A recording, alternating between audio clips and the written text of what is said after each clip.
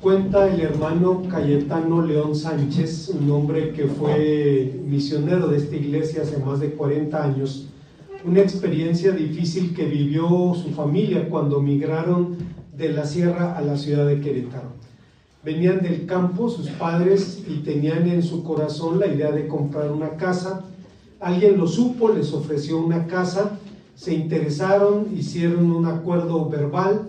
Ellos entregaron la cantidad de dinero que les solicitaron, se mudaron a la casa y vivieron ahí durante unos 3 días hasta que llegó alguien preguntándoles qué están haciendo dentro de mi casa. Y entonces con decepción descubrieron que las cosas no funcionaban en las ciudades como funcionaban en el campo.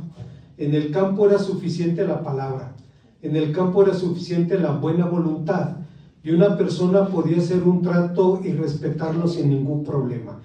En la ciudad era diferente y lo primero que les preguntaron fue sobre las escrituras de la propiedad, cosa que ellos no pudieron presentar y sufrieron una pérdida terrible en términos económicos, aunque finalmente aprendieron que el mundo funciona diferente y funciona con valores diferentes. Seguramente todos hemos hecho alguna compra que nos ha dejado insatisfechos, alguna compra que por la calidad del producto, por no ser lo que se nos ofrecía, nos enfrenta de pronto a la insatisfacción. Eso sin tomar en cuenta que hay infinidad de cosas en el mercado que son prácticamente inútiles. Bolsas de basura perfumadas, zapatos para bebés, seguros contra el robo de identidad, cobertores para los carritos del supermercado, cámaras digitales, calentadores para toallitas húmedas, mascotas por diseño e incluso libros. Hay libros, hermanos, y esto me cuesta trabajo porque hay libros que en sí mismo el objeto es una joya, pero también es cierto que ahora es más fácil conseguirlos en línea o comprar de pronto la posibilidad de leer el libro sin tener que tenerlo físicamente. Decimos esto, hermanos, porque debemos recordar que el comercio es fruto de la sedentarización, pero la Biblia solo se interesa en el comercio por sus implicaciones morales. Enseña, por ejemplo, que el peor negocio que los seres humanos hemos hecho ocurrió cuando cambiamos al Dios omnipotente por ídolos impotentes, dice Romanos capítulo 1, versículo 23. La primera operación propiamente comercial en la Biblia fue la compra de una tumba, usted recordará Génesis 25, pero menciona la palabra de Dios algo que pudiéramos denominar la compra más inútil de la historia. El relato que nos ocupa, hermanos, responde que sí, y fue la compra de especies aromáticas para ungir el cuerpo del Señor, y vamos a ver por qué. Antes, hermanos, de pensar en las enseñanzas de este pasaje, debemos recordar que la resurrección es de hecho el fundamento doctrinal sobre el cual los creyentes sustentamos todo lo que decimos y todo lo que creemos. El apóstol San Pablo nos dice que si Cristo no resucitó, vana es nuestra fe, somos dignos de lástima, porque estamos depositando toda nuestra confianza en un solo hecho. Pareciera arriesgado que Dios apuesta todo a la resurrección de Cristo, pero a final de cuentas es el hecho cardinal que los creyentes cristianos creemos y proclamamos. En esos términos se convirtió en la primera fiesta cristiana. La primera es que los cristianos entendieron que había algo que celebrar, era precisamente la resurrección de Jesucristo, razón por la cual nos congregamos el primer día de la semana, el día de la resurrección, y recordamos especialmente en esta época el hecho fundamental del cumplimiento de nuestra esperanza en la resurrección del Señor Jesús. En estos términos, hermanos, podemos recordar todo lo que implica y todo lo que significa para nosotros la resurrección, y en este texto en particular la palabra de Dios nos dice que el primer día de la semana las mujeres, las discípulas del Señor, se dispusieron a ir a la tumba, pero hicieron algo antes. Dice, fueron a comprar especies aromáticas para ungir el cuerpo del Señor. Esta es la compra más inútil de la historia, cuando menos por 3 razones. Primero, era una compra para embalsamar un cuerpo vivo. Empezando por el principio, debemos decir que el término hebreo que se traduce como comercio, la palabra temurá, proviene de una raíz que significa dar vueltas o recorrer, aludiendo a la actividad ambulante del mercader. Hoy en día es fácil relacionar, como veremos en más detalle después, a los judíos con el comercio, pero en tiempos bíblicos, cuando el pueblo de Israel tenía su propia tierra, el comercio estaba en manos de los extranjeros. Concretamente estaba en manos de los cananeos, y como veremos después, hay alusiones en la palabra de Dios a este hecho. Podemos recordar, por ejemplo, allá en el libro de Proverbios capítulo 31, que cuando se elogia a la mujer virtuosa, se dice que da cintas al mercader, y la palabra ahí es da cintas al cananeo, que eran los que se encargaban del comercio. Proverbios 31, 24. Sería hasta el exilio, cuando los judíos fueron privados de su propia tierra, que se dedicarían mayormente al comercio. Pero este hecho no debe ser cuestión de anécdotas o curiosidades del pasado. El comercio debe ser también motivo de reflexión y de compromiso para los cristianos. Para Cristo fue un hecho de acción. Echó del templo a los mercaderes porque lo habían convertido en una cueva de ladrones. Hoy día, por ejemplo, algunos cristianos proponen un comercio al servicio de los seres humanos y no los seres humanos al servicio del comercio. Un profesor escandinavo, Christoph Stuckelberg, dice que según la Biblia los criterios que deben regir la actividad económica, según la Biblia, en particular el comercio de bienes y servicios, son la justicia, la opción por el pobre, el pago justo, las relaciones transparentes, el rechazo a la explotación y al respeto de la vida, garantizando el cuidado de la viuda, de los niños y de los extranjeros. Hace unos años, hermanos, se congregaba aquí en la iglesia los hermanos Sosha, el hermano Rafal y Sofía Sosha, de la primera iglesia bautista de Varsovia, en Polonia. Y en alguna reunión social, la hermana comentó que en Polonia, por ejemplo, los cristianos solo toman café socialmente responsable. Solo consumen un café en el que haya garantía de que el productor reciba el precio justo por su producto. Esto descalifica a la mayoría de las marcas comerciales con las que estamos familiarizados, porque decía, es un asunto de conciencia cristiana. Pero regresando a nuestro asunto, las mujeres del relato tenían en mente una tarea grave: ungir el cuerpo del Señor Jesús, cuerpo que suponían estaba todavía en la tumba. Si nos preguntamos sobre las motivaciones de estas mujeres, es evidente que era el amor y la gratitud al Maestro. Entre ellas había quienes habían sido sanadas de enfermedades, de posesiones, y en respuesta seguían y servían al Señor con sus bienes, dice Lucas 8, del 1 al 3.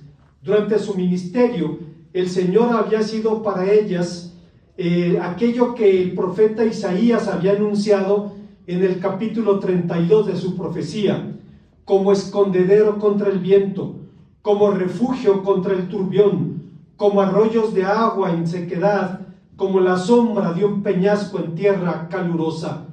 Pero ahora, a los ojos de ellas, el Señor es el que estaba en una posición de vulnerabilidad y era necesaria su protección, y acudieron a la tumba a pesar de los peligros que implicaba. Siendo honestos, la religiosidad puede servir para lo mismo que sirve un postre bajo en calorías. Ayuda con la imagen y con los remordimientos también.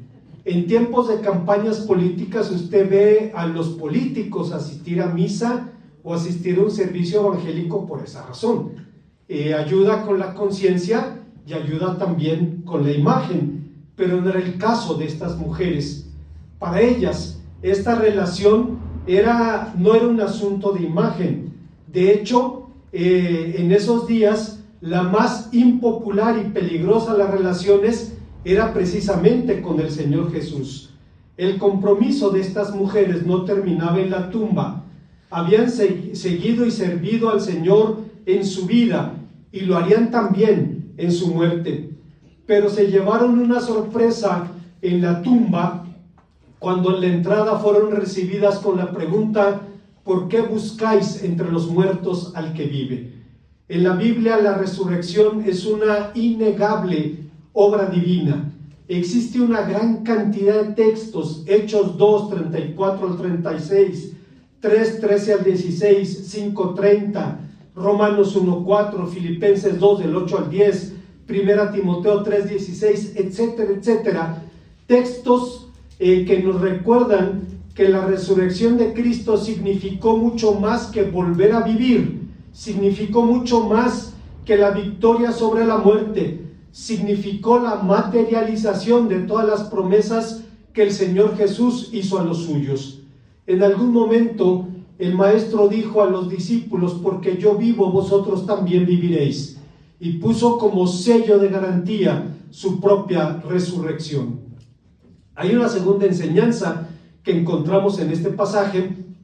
Estamos hablando de la compra más inútil de la historia, y en segundo lugar fue así porque fue una compra para preservar un cuerpo incorruptible. El término español unción traduce un grupo de verbos griegos que describen prácticas funerarias, consagraciones rituales, lavamientos corporales, etc.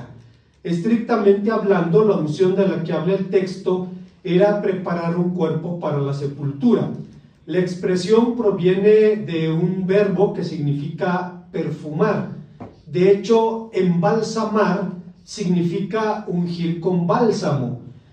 Para tal fin, el relato de Marcos cuenta que las mujeres hicieron una compra antes de acudir a la tumba del Señor. Adquirieron especies aromáticas. Aunque los judíos no tenían prácticas funerarias tan elaboradas como los egipcios, nunca practicaron la momificación. Sin embargo, preparaban a sus muertos con perfumes, ungüentos, óleos aromáticos, los envolvían con lienzos de lino y los depositaban en la tumba. A decir del Evangelio de Juan, cuando el Señor Jesús murió, Nicodemo y José de Arimatea se apresuraron para bajar el cuerpo de la cruz apenas con tiempo para prepararlo para su sepultura antes del día de reposo. Prepararon el cuerpo con aloe y mirra, pero en su apresuramiento con que ungieron el cadáver sería necesario una preparación más minuciosa después, como dice Juan 19:40.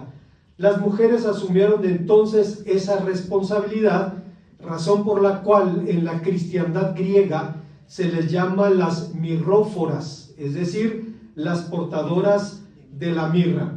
Sin embargo, con toda la nobleza de su corazón, con todo el amor que prodigaban al Maestro, con todo el reconocimiento que sus acciones merecen, los preparativos de estas mujeres eran en vano, porque el Señor no se iba a corromper en la tumba. Años antes, 1000 años antes, David había anunciado: no dejarás que tu santo vea corrupción, en el Salmo 16:10. Y esto nos recuerda el primer discurso del apóstol San Pedro, allá en el libro de los Hechos capítulo 2, cuando dice, David anunció: no dejarás que tu santo vea corrupción. Pero sabemos dónde está su tumba. Sabemos dónde está su tumba desde hace 1000 años. Entonces David no estaba hablando de sí mismo, sino estaba hablando de otro que le daría cumplimiento. Un Señor inmutable, incorruptible, es la garantía de todas sus promesas. El apóstol San Pedro utiliza este adjetivo cuando habla de la herencia reservada para los santos en el cielo. La base de semejante promesa es justamente la incorruptibilidad de Cristo, cualidad que no se limita a su carácter moral, sino que se extiende a todo su ser, incluido su cuerpo. Como Carlos Spurgeon diría, este es el noble aliento para todos los santos, para todos los que han de morir, pero se levantarán y aunque ellos verán corrupción del todo, resucitarán para vida eterna. La resurrección de Cristo es la causa, las arras, la garantía, el emblema de la resurrección de los suyos. Porque yo vivo, vosotros también viviréis, promesa que se cumple en la resurrección del Maestro. Hay una tercera y última enseñanza en este pasaje. Estamos hablando de la compra más inútil de la historia, y lo fue porque se compraron ingredientes para honrar al Señor de la gloria. Todas las culturas tienen lo que pudiéramos llamar honras fúnebres. Los métodos y rituales pueden variar, pero los propósitos no. Hay culturas en donde se embalsaman los cadáveres, otras en donde los cadáveres son devorados por los deudos. Independientemente de lo repulsivo que pueda resultarnos esto, el propósito es exactamente el mismo, honrar la memoria de la persona que partió. Los judíos tenían sus propios procedimientos. Aunque el contacto con cadáveres implicaba contaminación ritual, se debía respeto religioso al cuerpo del difunto. Desde la conciencia judía de la dignidad humana, la muerte de cualquiera era visto como una auténtica tragedia. Rabí Meir decía, si la Shekhinah, si la gloria de Dios se aflige por la sangre del impío cuando es derramada, cuánto más por la sangre del justo. Si la actitud general del judío era de respeto ante el difunto, lo era mayor aún cuando se trataba de una persona amada. Debemos decir, hermanos, que los cristianos tenemos muchas cosas que aprender de los judíos, y una de ellas es su trato, por ejemplo, con los suicidas. En la cultura cristiana, a partir de la Edad Media, el suicida se consideraba el peor de los pecadores. No podía ser recibido en un panteón de cristianos porque se había quitado la vida, había atentado contra el valor tutelado de mayor jerarquía.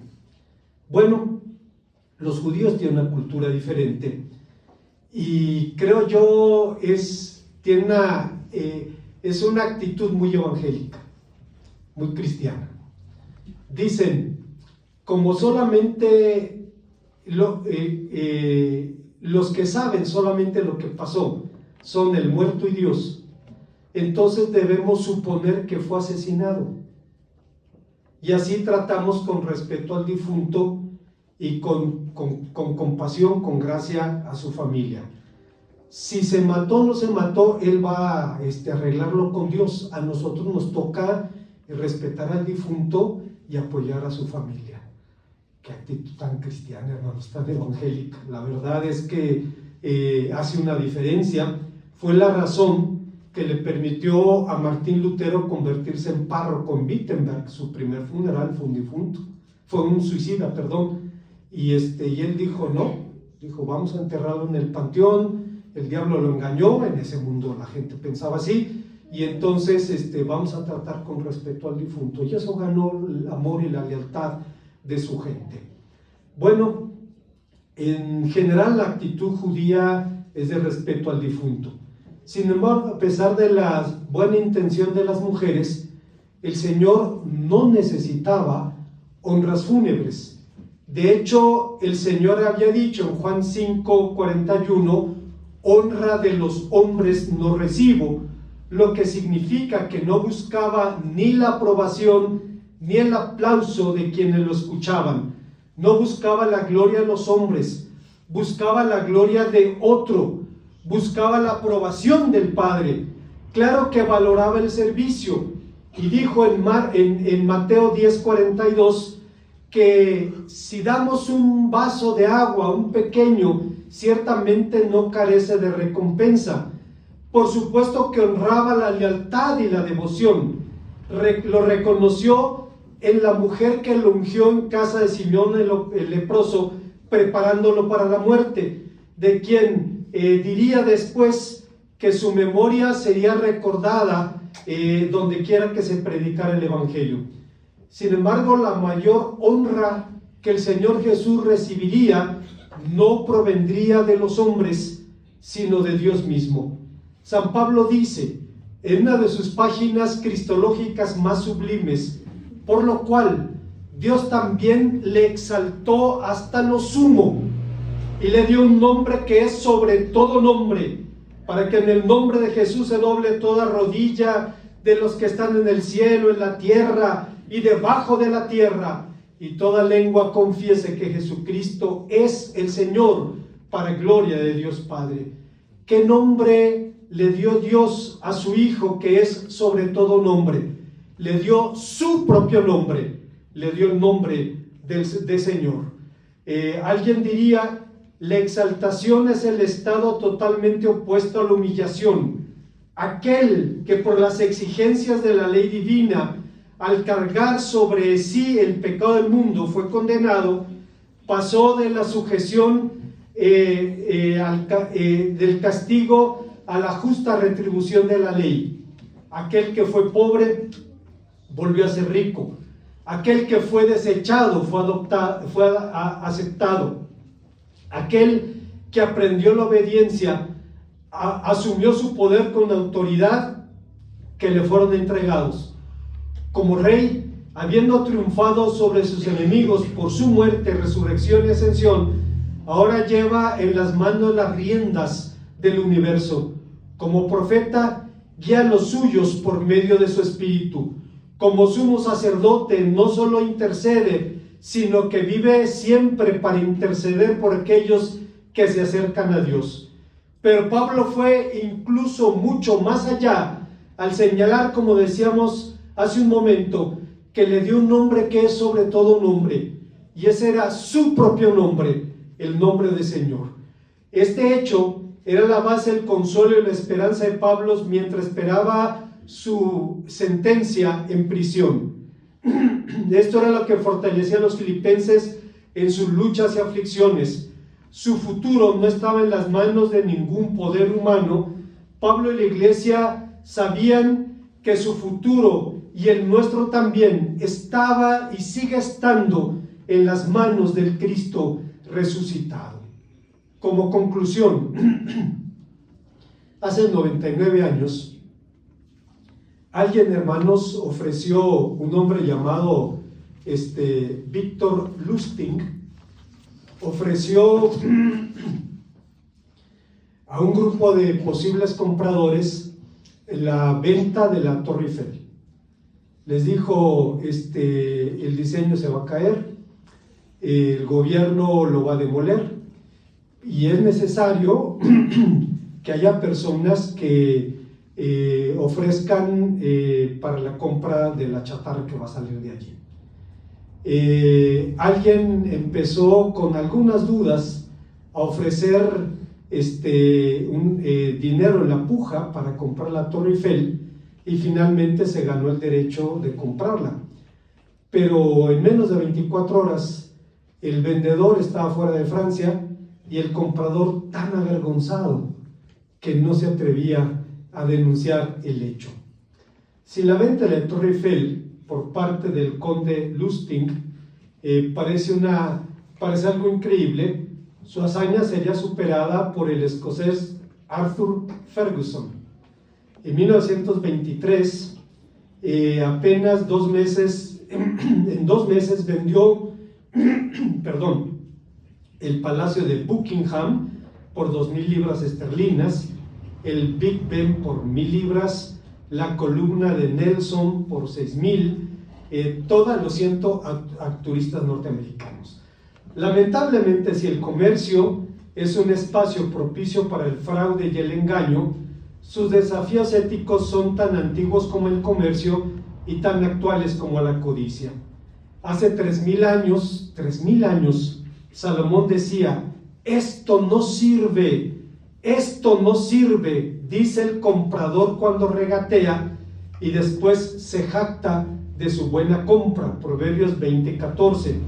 De modo que una compra inútil puede ser consecuencia del engaño, del autoengaño o de la simple ignorancia del comprador. Esto último fue lo que ocurrió con las mujeres de nuestro relato, pues ellas ignoraban que su iniciativa era innecesaria. Siendo más precisos, el Señor fue ungido 2 veces. Primero, antes de su muerte, usted recordará en la casa de Simón el leproso. La segunda, al ser bajado de la cruz. En el primer caso, se habla de un costoso perfume que equivaldría más o menos a un año de salario de la gente común y corriente. En el segundo caso, se emplearon 32 kilogramos de especies, algo suficiente para ungir un rey. Pero no se dice una palabra sobre la cantidad que las mujeres gastaron para ungir al Señor Jesús la tercera vez, porque lo importante no era el dinero, sino el amor que las movía. Cuando alguien supera una enfermedad, normalmente la alegría por la recuperación es más grande que el dolor por la pérdida del dinero. Normalmente, salvo contadas excepciones, un hombre no va a ir de funeraria en funeraria preguntando cuál es el servicio más barato para enterrar a su mujer, aunque conozco un caso en que ocurrió eso. De modo que esta fue la compra más inútil de la historia, no por su monto, sino por su motivo. Seguramente todos en algún momento de la vida haremos compras que nos generen incomodidad emocional, que nos generen frustración, pero en la mayoría de los casos las consecuencias se limitan a eso. El motivo de la inutilidad de la compra de las mirróforas, como le llaman los griegos, tuvo repercusiones que implicarían en el futuro a la humanidad entera. Dudo que las haya arruinado económicamente, pero las enriqueció espiritualmente. No debió amenazar su patrimonio terrenal, pero garantizó su patrimonio celestial. Afortunadamente fue una compra inútil porque el Señor estaba vivo. Pero debemos decir afortunadamente también porque el cristianismo depende íntegramente de que sea verdad que Jesucristo resucitó de los muertos, y no existe en el Nuevo Testamento una fe que no arranque de la presuposición de la resurrección de Cristo. Una fe cristiana que no parta de la fe en la resurrección no puede llamarse fe, ni tampoco cristiana, decía Jürgen Moltmann. Otro pensador cristiano, Louis Berkhoff, diría que la creencia en la resurrección tiene consecuencias doctrinales. No podemos negar la resurrección física de Cristo sin impugnar la veracidad de los escritores de la Biblia que la presentan como un hecho. Esto afectaría nuestra creencia en la confiabilidad de la Biblia. Además, la resurrección de Cristo se presenta como un hecho de valor fundamental. Fue la prueba más importante de que Jesús fue enviado por Dios y de que Él era el verdadero Hijo de Dios, Romanos 1:4. Fue también la prueba suprema de la inmortalidad, y lo que todavía es más importante, la resurrección se convierte en un elemento constitutivo del Evangelio. Es una de las piedras fundamentales de la Iglesia de Dios. Si la obra de Cristo tendría que ser efectiva, tendría que terminar no con la muerte, sino con la vida. Además, fue el sello de aprobación del Padre de la obra de su Hijo, la declaración pública de su aprobación. Y por último, fue la entrada triunfal de Cristo a una vida nueva como cabeza de la Iglesia y Señor universal. Una vez más, hermanos, seguramente todos hemos hecho alguna compra que nos deje insatisfechos. Puede ser algo económico, pues algo costoso, pues algo sencillo, algo de mayor importancia. Todos pasaremos en algún momento por situaciones así. Pero el texto, Marcos 16:1, nos habla de la compra más inútil de la historia. Antes de ir a la tumba hicieron una compra. no era necesario. Pero honra la memoria de estas mujeres y da gloria a nuestro Dios. Hermanos, el hecho fundamental de nuestra fe es que Cristo resucitó. Pablo dice, si Cristo no resucitó, estamos muertos y somos dignos de lástima. El Señor nuestro Dios apuesta todo a la resurrección de Cristo. Y a partir de allí podemos confiar en el cumplimiento de sus promesas. Oremos a nuestro Dios. Gracias, Padre Santo, te damos porque nos permites en esta mañana agradecerte la resurrección de tu Hijo amado, que es el eje fundamental de nuestra fe. Te bendecimos por esto, en su nombre. Amén.